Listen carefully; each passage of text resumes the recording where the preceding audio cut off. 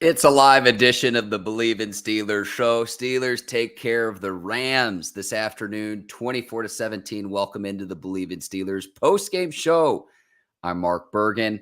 Hopping on a little bit later tonight, had some friends over to watch this game, and the Steelers in the second half were yet again a different team than what we saw in the first half. And the adjustments defensively, Kenny Pickett in the second half, was enough to get by the Rams. Now, let's start with that final drive with the Steelers. The quarterback sneak by Kenny Pickett. I think it's very clear that he was down short of the line of scrimmage to gain, and that the Steelers got a very favorable ball placement by the line judge. And if the Rams were able to challenge that, it appeared that Kenny Pickett was short. They didn't have the opportunity to challenge because the Rams were out of timeouts to that point in the game, and it was just outside the 2-minute warning. So the Steelers catch a break there. And then the pass interference penalty called on Ahkello Witherspoon, the former Steelers cornerback, very questionable. I understand that you have to make a play on the ball, but there didn't seem to be contact with Diontae Johnson, or if there was, it was just ever so slightly. And you can't challenge a pass interference penalty. And so the Steelers luck out there, but then Diontae Johnson gets a taunting penalty. And it's like, what's going on here? What's going on here? The Steelers do need to clean up the discipline a bit. Diontae Johnson back on the field helps open things up for George Pickens, no doubt. But the only person who's going to slow down George Pickens is George Pickens himself. Because you had the crackback block, there were other penalties that he has talking smack to the Rams defensive backs and defensive players. Mike Tomlin even said it after the game in his post-game news conference that channeling that emotion in the right way is something that he and Diontae Johnson as well are going to need to clean up, because it could have cost this group today. It does not, and the Steelers able to escape and get by the Rams this afternoon. And you don't fault them for winning, but that first half was rough again. And the Steelers only mustering 3 points in the first half. In the second half, they scored 21 and they're able to get it done. I thought red zone execution was terrific for the Steelers. I thought that was a huge difference in the game. And I'll say this too. Something I would like to see cleaned up is bring that. Kenny Pickett late in games, he doesn't always necessarily play the best early on in games, but late in games, he just seems to have that clutch gene. I'd like to see that a little bit earlier on in games. And I've heard someone else say this. I forget who said this. I can't take credit for this myself, but it's a little bit how Eli Manning was, where late in games and in clutch situations, playoff situations, that he kind of just morphs into a different dude. And Kenny Pickett in the first half compared to the second half, I don't know what changed. They were showing Matt Canada quite a bit today on the broadcast. I was trying to read his lips in the booth, and you could kind of pick out some back and forth between some of them. You could kind of read between the lines a little bit. But when I see like 11 of 12 in the second half of Kenny Pickett and the adjustments, it's something where, can you start off a game that way? And we'll see, and it's enough to get it done. Let me say this too. The Steelers have had good success when they play both Najee Harris and Jaylen Warren on the field at the same time. Give me more of that, because it causes defensive confusion. And Najee Harris able to score a touchdown on a play where Jaylen Warren was also on the field at the same time. The Steelers have had some success with this, and it's like, okay, where's the ball going? I'd like to see the Steelers utilize both players on the field at the same time, because I think they're both effective runners when they can kind of do their thing. Now, on the sneak play with Kenny Pickett, though, I'm very thankful the Steelers didn't wind up in a shotgun formation like they did a few weeks back when Pickett got hurt. But everyone knew he was going to sneak it. And again, I thought they got a very favorable placement. And if the Rams would have had a timeout to challenge the play, or if it would have been inside 2 minutes, I think potentially you're talking about a different result this afternoon. And you don't apologize for that, but that's just the honest truth of what happened. And I'll say this too. I don't know what was said between George Pickens, Ahkello Witherspoon, Diontae Johnson. You could tell there's the familiarity, because Tomlin was right there too. And remember, Witherspoon, the former Steelers player, I don't know if the referees understood the dynamics there of, hey, all these players know each other because they were all teammates a year ago. But that's something you got to clean up. And George Pickens on the crackback block with Diontae Johnson, understand the rules of the game in that scenario. And that's something that needs to be addressed now early, where it doesn't cost you in a game like this, but later on in the season, again, it's about channeling that emotion of being able to play the sport. The only person who's going to stop George Pickens is George Pickens. I think he's truly emerging into a number one receiver, and Diontae Johnson back on the field takes a lot of that onus and that burden off of him. That to me was very, very evident today, particularly in the second half. We are now 5 minutes into this show. Let me tell you about BetOnline.ag. They'll take care of all of your gambling needs this NFL season. If you want to place a bet on any of the action, BetOnline.ag is the place to do it. Use our promo code Bleav, that's BLEAV, to receive your 50% welcome bonus on your first deposit. BetOnline, where the game starts. TJ Watt, an interception in the second half. Yet again, TJ Watt, he's got to be up for the discussion for Defensive Player of the Year with what he's doing. Week after week after week after week, getting after the quarterback and creating turnovers. Getting after the quarterback and creating turnovers. Show me another person or another player that's playing at as high of an ability as he is. And you saw him drop into coverage today and make a play early in the second half to set yourself up with good field position and set up a score. We continually see this with TJ Watt. He did it yet again. It's like the sky is blue, the grass is green, and TJ Watt's going to make plays for the Pittsburgh Steelers. And we saw it yet again today. We saw it yet again today with TJ Watt and company. So it's remarkable to see with what he's being able to do. And I'm of the opinion that he should be up for consideration for Defensive Player of the Year. If he's not the favorite, who is? What I want to know, if you're watching this, what's the argument for another player? Maybe Fred Warner with the 49ers. But other than that, show me another player that's doing what TJ Watt did. No, Myles Garrett had a good game today, but in the head-to-heads where it's week after week after week after week, and not just, one big, massive game, but the consistency of game-wrecking plays. And we saw it yet again with TJ Watt. I thought that was a huge play, and it helps you win the turnover battle today. You win the turnover battle 1-0. You win the turnover battle, you're going to win a lot more games than you lose in this league. You win the turnover battle, and you're going to win a lot more games than you lose in the NFL. So the Steelers over the last 2 weeks, points in the first through third quarters combined 13, points in the fourth quarter 28. It's like the cardiac Steelers. They don't win. It's not pretty. Can be ugly at times, but they're able to get it done. And on the road, let me say this too, watching the game on this broadcast, I thought the Steelers fans made a huge difference. It was loud, people waving their terrible towels. And I thought that made a huge difference in the game, to where it was almost a de facto, let's make Los Angeles the 4-1-2. I thought that was huge. I really do. I thought the Steelers defensively, they have another receiver go off against them, Puka Nacua. 8 catches, 154 yards. I thought he wasn't quite as effective in the second half. Steelers took out Cooper Kupp, 2 catches for 29 yards. They said, hey, we're going to make the rookie beat us today. That to me is how I interpret that. And I know Cooper Kupp's coming off of an injury, but you have to take him away and say, hey, let's let the rookie try to beat us. And there are times he did. Tomlin said in the postgame that they tried to shorten the game and not give the Rams as many offensive opportunities. Very wise. And you knew the Rams were going to be able to try to move the ball through the air because it was like running back by committee for the Rams. Kyron Williams, their starter, is down. The backup is down. They had a lot of injuries at the running back position. So you knew that was going to kind of be part of the strategy. And I thought the defense held strong and made adjustments after halftime again. Only surrendering 8 points in the second half to this Rams team. You shut the Rams out in the fourth quarter. So you shut the door when you need to, and it's not perfect. You're playing with fire if you continue to play football this way. But I did think that the Steelers' offense was better in the second half, and it's what happens when you play complementary football.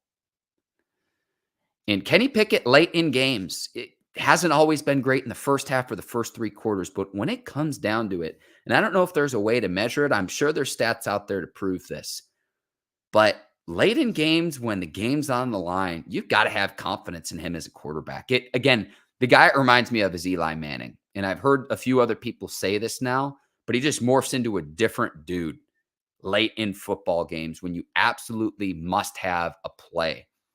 And I know there were a lot of Steelers fans who were like, well, maybe they should tank and see what they could get in the draft with Caleb Williams, Drake May, see what you got in Kenny Pickett. Year 2, I think he's starting to put it together. I don't know if it'll be with Matt Canada beyond this season, but they were at least moving the ball in the second half. They made adjustments, throwing the ball to the tight end, Connor Hayward, setting up a touchdown, bootleg, play action. This is what we've been talking about on this show for weeks now. It's good to see Diontae Johnson back on the field. I'm excited whenever Pat Freiermuth is good to go too. Rest up, rest his hamstring, because when he gets back on the field, this should all start to come together. We said it at the start of this year with this offense and Matt Canada and the development of Kenny Pickett in year 2. The sum needs to equal its parts. And you had that. You had that on what should have been game over after Diontae Johnson forces a pass interference, warranted or not.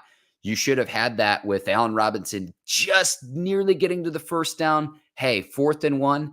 At least the Steelers didn't wind up in a shotgun. And that's not saying a ton. They get it with the quarterback sneak. Very questionable spot. I would be very mad if I were a Rams fan, no doubt. But Steelers get it done. They get it done today. And maybe want to see a little bit more creativity other than a sneak, but the sneak did actually convert, at least on the scoreboard. It didn't on the replay. One thing I do want to point out too, that people might not know, the yellow line that you see on the broadcast is an unofficial mark. I mean, it's usually pretty spot on, and it appeared that Pickett's knee was down short of the line to gain, and the Rams couldn't challenge it because they were out of timeouts. But that yellow line is not the official line. It is an unofficial line. That's not like the referees have access to that yellow line on the field. That's why they use the chains. It's old school, but I don't know if fans actually knew that. The yellow line is an unofficial line. So again, if I were a Rams fan, and from what I saw, it appeared that Kenny Pickett's knee was down and that he was short of the line to gain, but he got a very favorable spot from the line judge, and the Steelers win the game. Let me see what people are saying in the comments. People saying, what's good, Mark? Steeler Wade Show says, it was a wonderful game until they gave Kenny the first down. I completely that we would have won still, but those bad calls take the fun out of the win. Proud of our team. Dan Moore. Yeah, Dan Moore starting instead of Broderick Jones today. You're going to have to go back and watch some of the tape to see how he did. But yeah, I mean, it's a little bit bittersweet. What happens if the Rams offense gets back on the field and your defense has got to make a stop? It's a great hypothetical. We didn't get to that point, but I kind of wanted to see that because I'll be honest with you, I didn't think Kenny Pickett got the first down on that play. What about TJ Mini, Nick Herbig? I like this nickname. Daryl, thank you for commenting. Nick Herbig is TJ Mini. I like that. And I might steal that. Daryl, thank you for checking in and thank you for watching.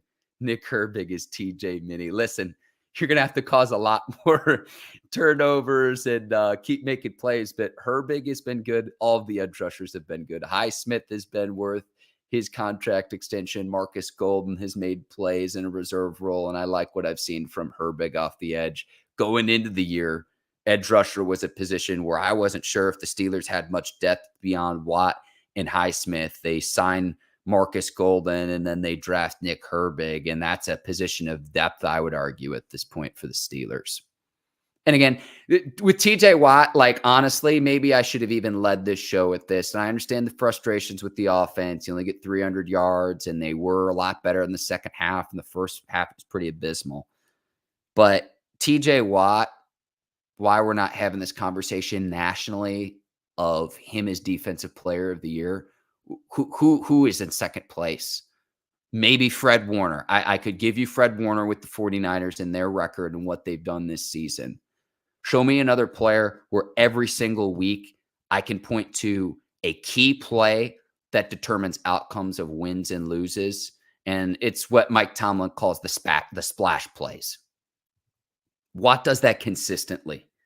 He does that consistently. And here's the thing, too. Here's how I want you to think about this, right?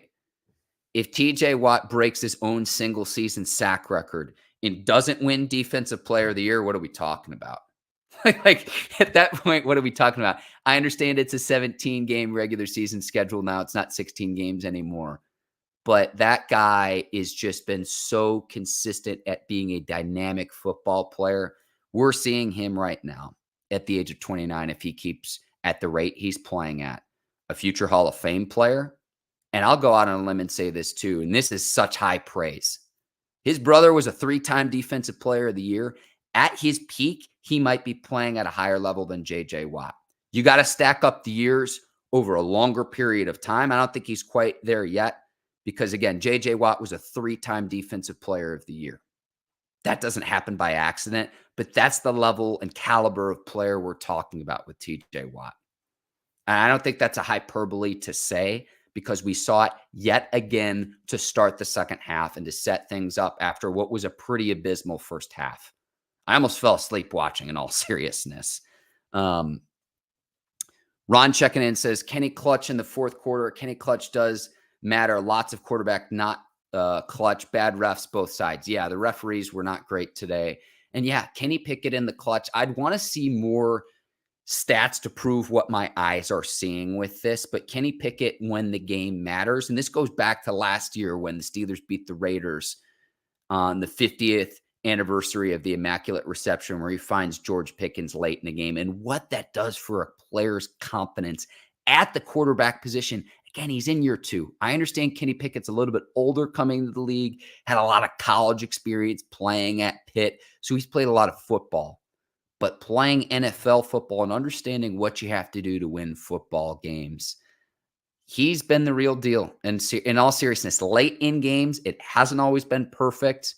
You know, I think there are more talented quarterbacks in the NFL. It's not what I'm saying. But when the game comes down to it and the game's on the line, I do have confidence in Kenny Pickett to execute and to get the job done. There's not a lot of quarterbacks that have that. I want to see more stats quantify that because I've seen it with my own 2 eyes now. And it's certainly been exciting. We saw it yet again today. I mean, that completion to Allen Robinson after the pass interference and then the penalty on Diontae Johnson negated it and it was 3rd down, delivers a strike to Robinson. I'd like to see that beyond the sticks. Robinson was fighting for the first down, doing everything he could do to try to get it. But you set yourself up for 4th and 1, and credit the Steelers for going for it there too.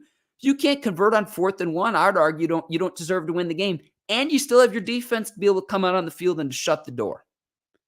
So I credit the Steelers for going for it there, and if there's anything you take from this from the Steelers offense today, I'm going to try to go glass half full here. Thank heavens that the Steelers did not line up in a shotgun formation on 4th and 1. I'd like to see the sneak use the tush push that the Eagles are so good at doing, and Connor Hayward was trying to push Kenny Pickett across. I still can't believe the refs said it was a first down. But thankfully, the Steelers did not wind up in a shotgun formation, and you learn a lesson from a few weeks ago where the Steelers were in a similar situation trying to mount a comeback, and they wind up in a 4th and 1 situation, and Pickett's in the shotgun. So at least you made that adjustment today. It's not saying a ton, but at least you said that. Wed Lee is checking and says, can't wait for Cam Hayward to come back so we can see how aggressive this defense can be up front. Oh, yeah. And I think the Steelers have done well up front in his absence. It's the bend but don't break style, but DeMarvin Leal, the rookie, Keanu Benton as well. I was really nervous when Cam went down. It's like, is this all going to fall apart? And the Steelers it's not been perfect, but they've been pretty good up front. I think the Steelers have been pretty stout defensively. My bigger concern, if I'm being honest with you, is the cornerbacks with the Steelers defense. And I want to see Porter play more and more and more and more because I think the Steelers need the help on the outside. And again, if you look at the box score today, to me, it tells me everything that the Steelers were trying to do defensively. Cooper Kupp isn't going to beat us. And Puka Nacua, the rookie, he is going to try. Like we're going to take Cooper Kupp away. What's your counter?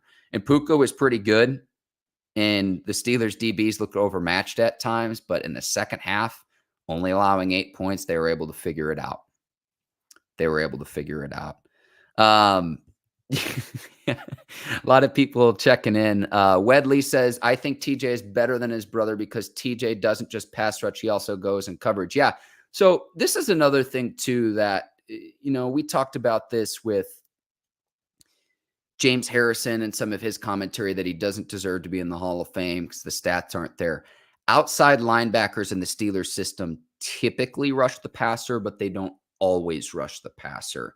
So that's why you saw TJ drop into coverage. And for someone who's an edge rusher, he's an outside edge rusher, he's an outside linebacker, he would be a defensive end in a 4-3 system. But to someone to have his ball skills, it's just it's terrific to watch.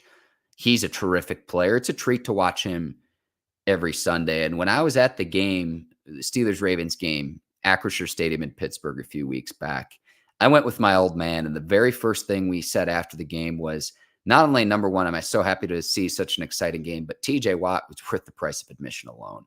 And we're going to keep saying this here on the Bleav in Steelers show. And if he keeps playing at this level, Fred Warner, you can have him. What's the argument for any other player to be defensive player of the year? Because TJ Watt wins that argument, in my opinion. Isn't my opinion. A lot of people checking in. I thank you for watching. I'm going to go ahead and sign off here. I'll be back tomorrow with Ike Taylor breaking down this game and all of the NFL action. Thank you to BetOnline.ag, our presenting sponsor of the Bleav in Steelers show. If you're watching this on YouTube, please tap that subscribe button. Apple and Spotify, 5 stars and 5 stars only. Thank you for watching Bleav in Steelers. I'll go ahead and sign off here. I'm Mark Bergin. I'll see you tomorrow. Take care. So long, everybody, and have a great night.